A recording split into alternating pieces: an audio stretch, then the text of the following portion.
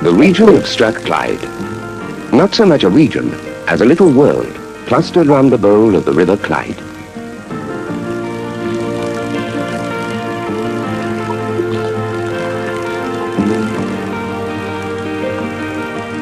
And at the centre, a city, Glasgow.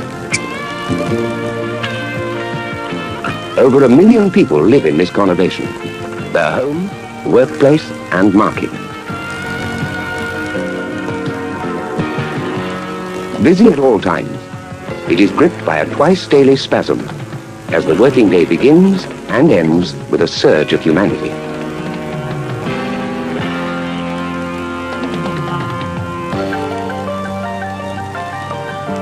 Buses are the worker bees in this crowded hive. A fleet of about 1,000 serving the city, unglamorous, unsung, unsentimentalized, and essential. To Glaswegians, their green and yellow livery is as familiar as the strip of a favorite football team. The team manager in this case is Strathclyde's Passenger Transport Executive, a statutory body which acts as the regional authority's agent for public transport over an area of 5,000 square miles, working closely with British Rail, the nationalised Scottish Bus Group and the independent bus operators, the airlines, Caledonian McVane with its fleet of sea ferries, and directly operating the city's bus fleet and the new underground trains. The coordination of public transport, particularly in this dense conurbation, is most important. I think if we look at the concept, there's only one set of travelling public, and they're not interested whether a bus is red or green or a train is blue. They just want the most efficient system, as cheaply as possible and as reliable as possible. The Passenger Transport Executive is therefore charged with developing a total plan of public transport to satisfy the needs of the people. And in this way, it is the only body to bring all the operators together in terms of pricing, marketing, and general performance of public transport. Well, with the change in the population distribution within the region and the growth in vehicle ownership and the change in travel patterns, it was necessary to take stock of the role of public transport and see how well or otherwise it was serving the community in which it's based. This led to the development of two projects after we had looked to see how well we could build on what we had. These two projects, first of all, was the development of the Argyll line. By making use of a tunnel right underneath the Argyll Street, we were able to link the railway networks north and south of the River Clyde for the first time, and that effectively integrated the two suburban networks north and south of the Clyde. And secondly, by looking at the Victorian legacy of the Glasgow Underground, we were able to see how that could play a very vital link within the development of public transport within the heart of the region, by linking it with bus, with rail, with car parks, and by serving the local communities in which it lay. Glasgow has been lucky with its holes in the ground. Other tunnels reach out under some of its busiest streets, like shadows on an X-ray plate, along the east-west axis of the city. Once, they were traversed by suburban steam trains. Older citizens remember the choking smoke hole that was Central Low-Level Station, until Dr. Beeching was brought in to make British Rail pay and perform surgery on this and other unprofitable lines. At last it was realized that this half-forgotten throughway was a hidden asset too precious to be abandoned. Now it emerges reinvigorated as the Argyll line, so-called because much of its 5-mile length runs under the famous Argyll Street.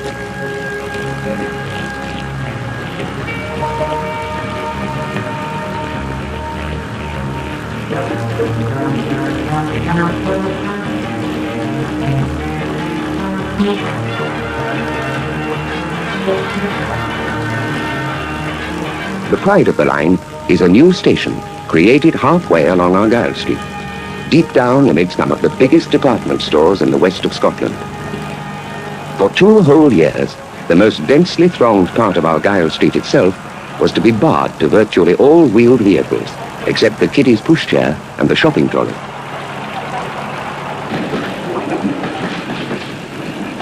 Hartig, the second completely new station on the Argyle line, rises high above ground on its embankment where the tracks break ground. In fact, it's a twin, built over the spot where Underground and Argyle line converge, and a new underground station occupies the same site.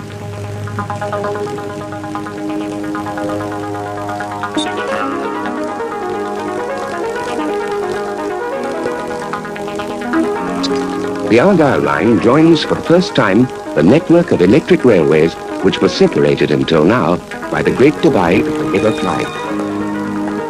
North and south, it seemed, never the twain should meet. Now tunnellers have supplied the missing link.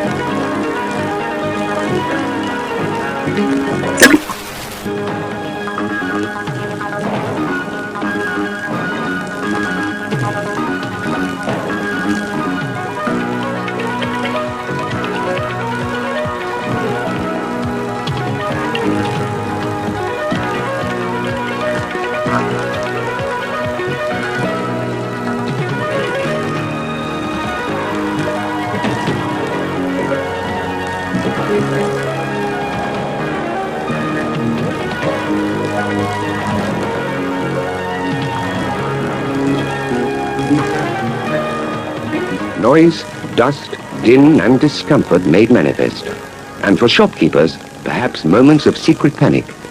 When will it all end? Once a year, there was respite in Argyle Street. The workers departed, drills were dumb, pile drivers paused, and the festival began. Lights sparkled. Here comes Santa Claus.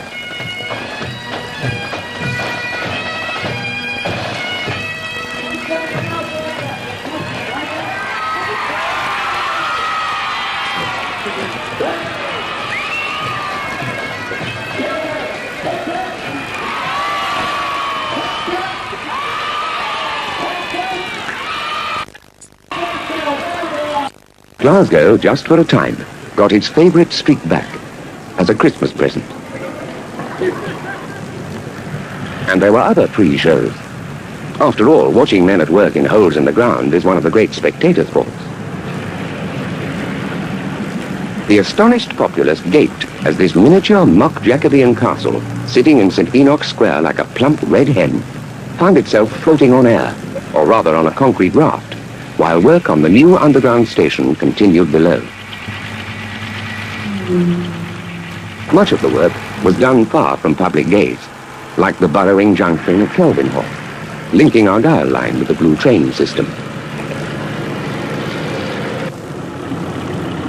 Unseen also, the yellow giant, paving a base for the permanent way. A hungry monster chomping concrete and leaving behind it, as it inched along, a perfectly molded and reinforced ribbon of track bed.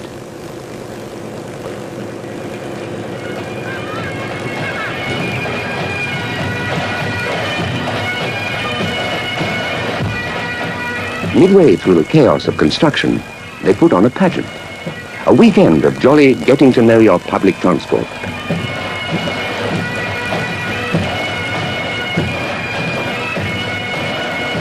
Everyone chips in, from the Transport Museum to the firm supplying the very latest equipment for the underground.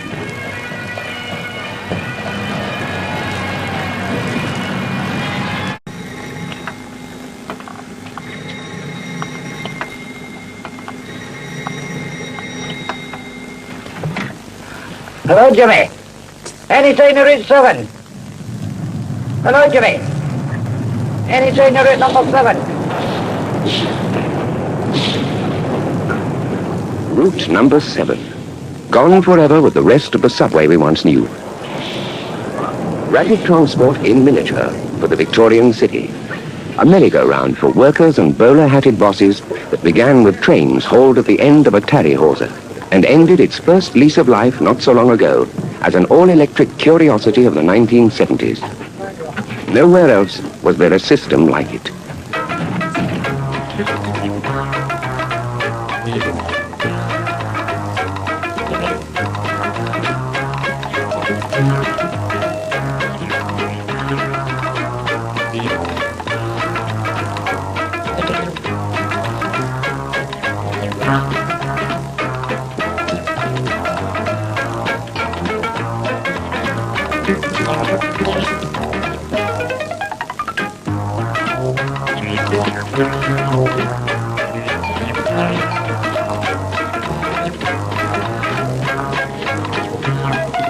It's not a great metropolitan system like London's or Moscow's or New York's.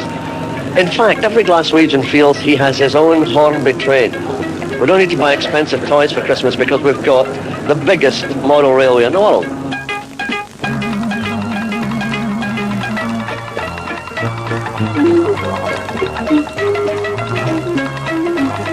Every time I went on the Underground, and I travelled on it a lot, I always felt a sense of occasion because it was the only one of its kind in the world. I always used to feel that this was like being in Toy Town when you were sitting in, and it was very good for the liver. You get a wee rumble about, you know, so it kept you fit as well, and it was a slight tourist attraction. People coming up from the south were always dying to go for a wee huddle in our subway. Because it's that small, well, we have a ghost train. I think it's marvellous how it's lasted so long. Oh, they're marvellously built, there's no doubt about that. Because these are original coaches, they were built in 1895. Very handy, this subway. Glasgow folk declined to dignify it with such a grand title as Underground. To them, it remained the subway. Antique units rode the 6.5-mile merry-go-round on a bumpy, 4-foot, narrow-gauge permanent way through twin tunnels under the center of the city, passing 15 stations in the half-hour circuit with strange-sounding names to tell. Cowcaddon, Kinning Park, Merkland Street, Cessnock. Each one was austerely tiled in cream and green. And at each street-level entrance, there lingered the authentic trademark of the subway smell. An indefinable, not unpleasant mustiness. The smell is still a great Glasgow legend. It varies from station to station. At Kelvin Bridge, it was a kind of mixture of cold steam and old dust, a bit like wash day in a slum, but pleasant with it. And the other thing that went with it was the marvellous coolth of the Glasgow Underground, even during the very tropical heat waves, which, as you know, we have for about 11 months of the year in Glasgow. You can retreat to the cool, calm, serene grotto of the Underground and restore the nervous tissues. The smell is something that people have threatened and tried to bottle for export, but like very fine and delicate wines, it does not travel. Okay, Cat, take off. In the depot, where trains were laboriously craned up through a hole in the ground, the only time they saw the light of day, ingenious craftsmen performed miracles of make-do and mend to keep the obsolescent stock on the rails. Reconditioning, adapting, even cannibalizing from trams as they went out of service. But in the end, the subway was running out of spare parts, just as it was running out of passengers, as the tenement blocks above were demolished. And finally, the subway ran out of time. The twin tunnels fell silent. Well, we'll lose an awful lot of memories. At the same time, I believe that progress must go on.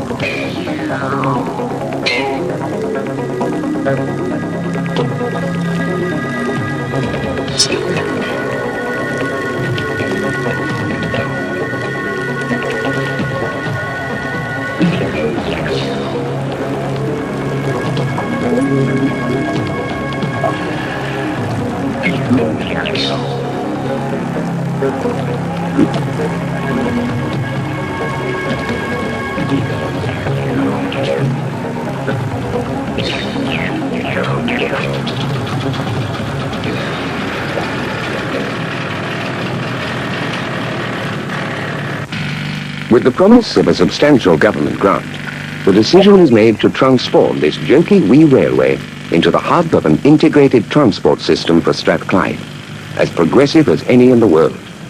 New stations, new signalling, new track, new rolling stock, new ideas above all, and the accumulated experience gleaned from underground systems built all over Europe in the last few years.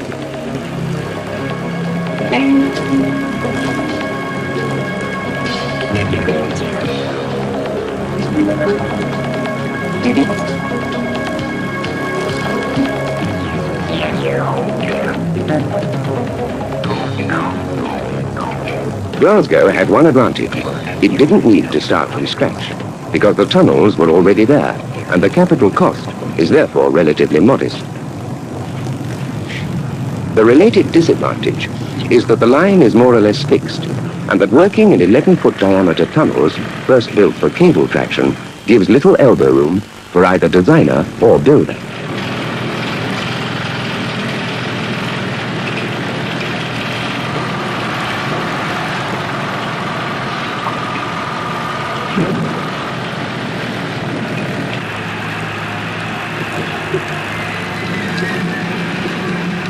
No, it's bad and very bad places for water, particularly over the last few weeks, you know, when there's bad rain.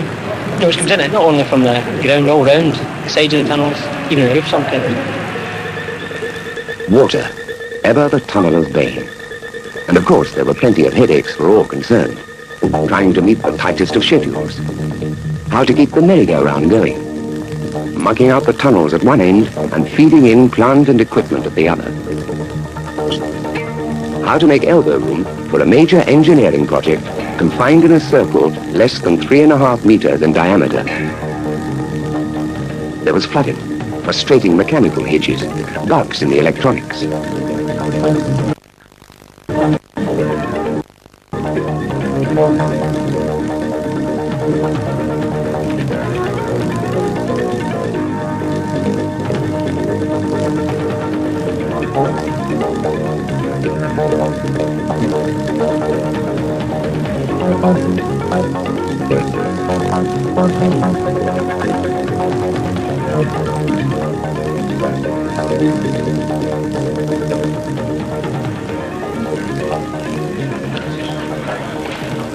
Have faith. This is what it's going to be like. No trains to catch as yet at this mock-up of one of the modernized stations, but it's sufficiently realistic to attract the keen interest of British rail boss Sir Peter Parker and fellow guests. Showing them around with proprietary pride is the man at the center of Strathclyde's transport system, the Director General of the Executive, the late Andrew Mackay. Room to stretch, and a capacity of 90 in each car when it's busy. 34 sitting, 56 standing. Glasgow School of Art provided early inspiration for the design, aiming at a chummy cheerfulness to complement comfort and quiet running. I mean, this is going to be the original Clockwork Orange.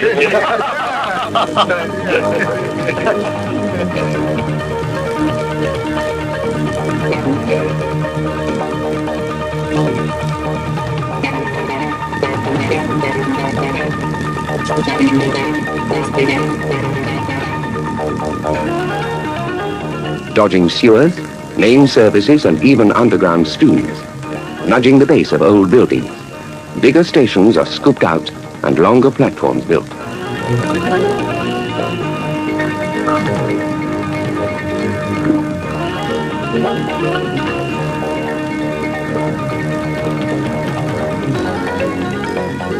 A stretch of new tunnel is driven, allowing the new train units to surface for overnight parking and access to the new repair shop complex at Boomloan. At 9 of the 15 stations, escalators will carry passengers to and from street level, instead of the former flight of steps. At Buchanan Street, a covered moving pavement will ease the way to Queen Street Station. Let's say the scene of the Passenger Transport Executive's first open day, talking on transports, coming to you today, this morning, from the top of a double-decker bus, an open top. It's getting a wee bit chilly. The only things that are warm, in fact, are our ears. You have a good time out there, yes? Gonna try that again? Did you have a good time out there? Well, you're going on to give me time. It's actually beautiful. It's lovely. Body-wise, very nice. I think they're going to be very comfortable. First class, it's really first class. Terrific. Beautiful. Really good. It's a pleasure to travel in it. Very good. Terrific. It's lovely. It's really luxurious. It is. And a wee seat inside it. Everything is beautiful, but it's great. I like the seats. I like everything. Very nice. It's nice to see that Glasgow's going to have something modern at last. I think the seats are the best. Nice and clean and flat and everything. It's beautiful. Very nice for Glasgow. That's what they were needing. Something we can look forward to.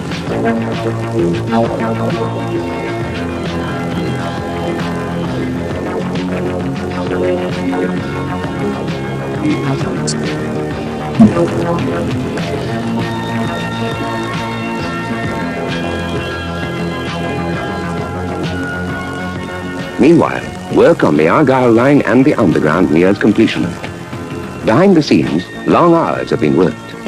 Weekends have been eroded by passenger transport staff, by the consultants, by an unseen host.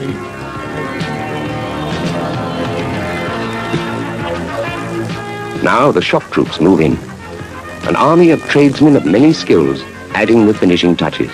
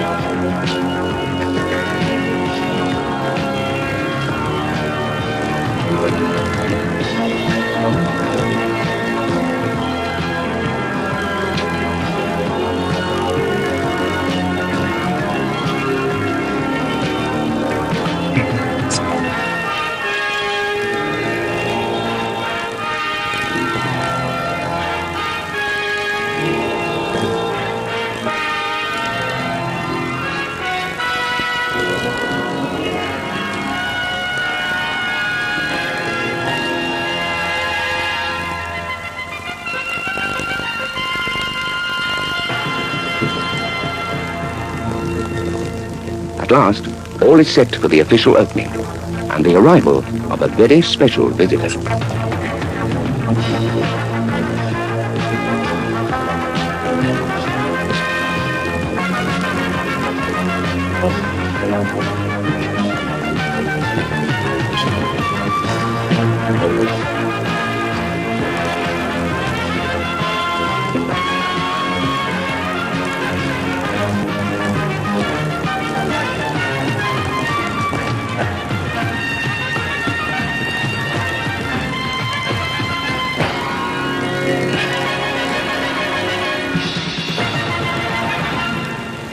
British Rail's most up-to-date technology has gone into the Argyle line.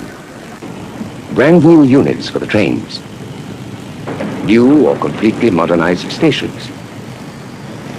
The line is a godsend to the crowded city, created for thousands of shoppers, business people and office workers who throng Scotland's busiest urban centre. Down in the depths of the earth, an orange revolution. The moment footsore Glasgow has been waiting for, and a city resumes its love affair with its little railway.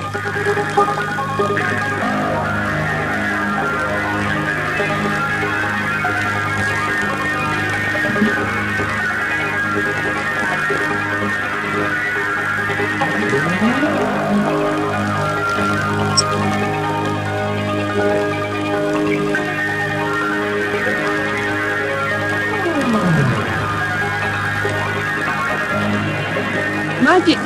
Really wonderful. It was terrific. That was my first ride and I thoroughly enjoyed it. It's smashing. Very comfortable, fast. Oh, it's fantastic. It really is. Oh, it's wonderful. Especially the stairs. No stairs to walk up. Oh, it was lovely. I really enjoyed it. It was lovely. What a difference from the old subway. Well, I'm very impressed. I used to go in the old underground and this is really good. Suits the 80s, I think, in Glasgow. It's a credit to Glasgow. Lots of money. Money well spent.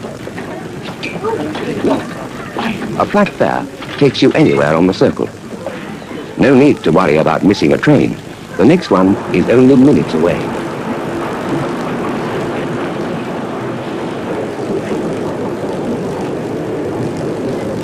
Each of the 33 motorized cars, designed to operate in units as twins or triplets, is a highly sophisticated look-alike, a little technical marvel, with everything from radio link to complex automatic train control.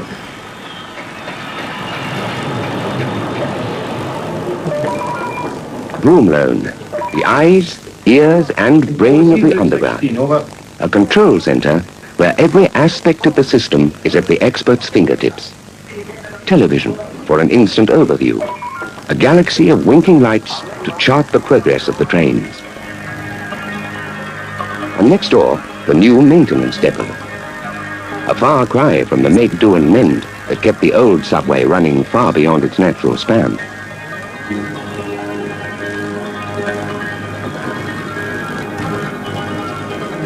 This is the precision-built heart of tomorrow's world.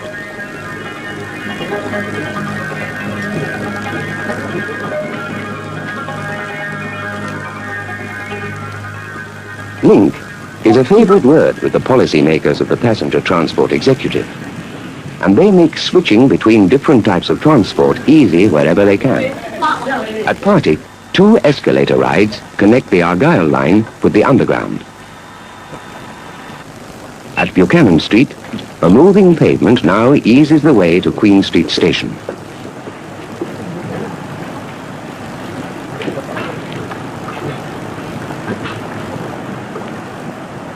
One aim of the new system is to ease the pressure of private car traffic in the city centre, in line with Glasgow's environmental policy, making it attractive for drivers to park and continue by Underground. Equally, the Underground complements bus routes, bringing more and more areas within easy reach of public transport users. Factories, offices, shops, cinemas and opera house are only an escalator ride away. While the Underground and Argyle Line projects were major projects in themselves and acted as a catalyst towards the promotion of Trans-Clyde, they are not enough in their own right. There is still a need to further develop public transport infrastructure, to rationalise bus and rail services, to improve ticketing facilities, to facilitate interchange between bus, rail and Underground. In furtherance of these policies, of Strathclyde's transport policies, we've introduced special feeder bus services, we've introduced car parks at suburban stations, we've built bus stations in a number of locations, we've introduced express buses on the urban motorways, there are special services in Shipsy and minibus services in the rural areas. And these are all part of the broad range of activities that are involved in improving public transport within Strathclyde. Efficient transportation is no luxury. It is a necessity, and the fabric of modern life would decay without it. The extension of public transport is a tool in the reconstruction of a community. We are really very much concerned in developing a fully integrated and coordinated system of transport because of its importance, if you like, in many aspects of people's lives. Mobility, development of industry, amenity, the environment, and nearly everything you mentioned is affected in some way or other by public transport. And we consider it as one of the most important aspects of Strathclyde Region's policy. 2.5 million people live in Strathclyde, a world in a small space, a living world pulsing with energy. Public transport is a lifeline, and that lifeline, charged with new energy at the birth of the Underground and the Argyle line, is the integrated, up-to-the-minute system that bears a proud name, Trans-Clyde.